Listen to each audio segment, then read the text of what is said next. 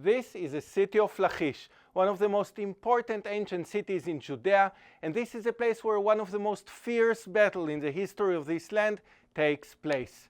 The battle of the Assyrian King Sennacherib against the king of Judea, Hezekiah. I'm Itai, I'm a tour guide here in Israel. Join me today to explore the ancient city of Lachish. Lachish is situated between the ancient kingdom of Judea up on the mountain ridge and the kingdom of the Philistines down in the beach plateau. And that's why from a very early stage it has a lot of importance, because the cities that were here were controlling the border between the two empires and the very fertile valleys that were just in between on the foothills of the Judean mountains. This ground is so fertile that until today the agriculture here is known, especially for the good vines and the great wine that is being produced from them. But the reason that we are here happens because of a rebel.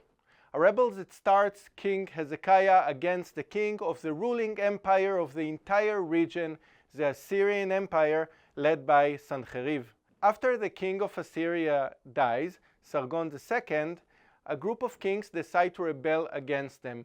When we're talking about a rebel, it doesn't mean that they took their weapons and went to fight against the empire. It was something much more humble. Basically, stop paying the taxes that the Assyrians were demanding. One of the main reasons that those empires wanted to catch as much land as possible was to take a lot of taxes from the countries that they took over. And Hezekiah is fed up with it. So he's stopping paying the taxes, and Sennacherib, filled with rage, is going to crush this revolt. He's going one area after the other until eventually he gets to Judea, and he starts destroying one city after the other around the kingdom. At the time, there is nothing that you could do about such an army. It was the strongest army in the region, and once it got to your city, it was more or less unstoppable. We have an evidence of the people that are here in Lachish, and they write a letter that we find thousands of years later. And in that letter, they write that they look over to the horizon and they see the city of Azekah, their neighboring city, and they say, "We no longer see the light coming from Azekah." People understand what's coming, and many of them run away from their cities, going to the place that they feel would be the most secured. The city of Jerusalem, the largest, most secured, the place where the king sits. And in a very short time, Jerusalem triples its size and population, and it is written in the Bible how Hezekiah tells the people of Jerusalem, "Take stones away from the walls of your houses and use them to fortify the new wall of the city." That wall is still visible today, the wide wall that we can see in the Jewish quarter. Another project that Hezekiah builds in this war is a water tunnel that connects the Gihon spring to the Gihon pool.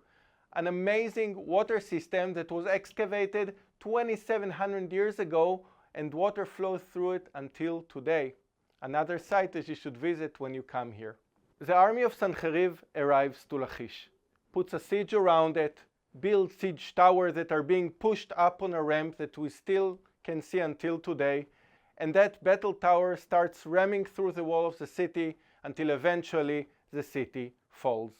We can see the battle in a beautiful wall carving that was made in the palace of Sennacherib in the city of Nineveh, and archaeologists found it there, in which we can see how the Assyrian army is climbing on the wall, how he's torturing the people that he caught in Azekah before executing them on the bottom of the city, and how he takes the people of the fallen city, especially the women and the children, as captives all the way to Nineveh, to the capital, to meet with Sennacherib.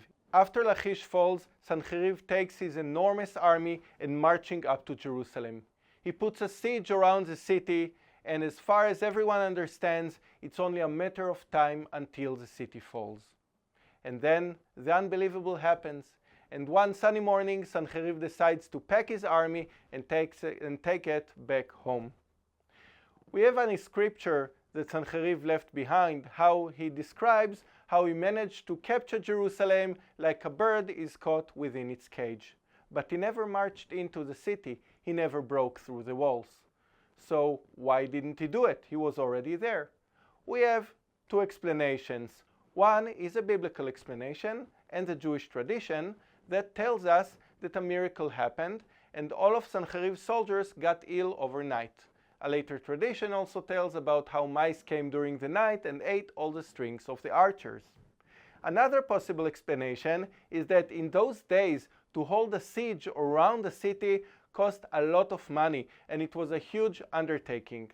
It could be that after a certain point, Sennacherib said to himself, I made my point, everyone in the empire knows that to rebel against me is a very bad idea, and I can bring my army back home. Lachish today is one of the less known sites in Israel, but it has a fascinating story, a beautiful video at the entrance that tells the story of the battle of the city.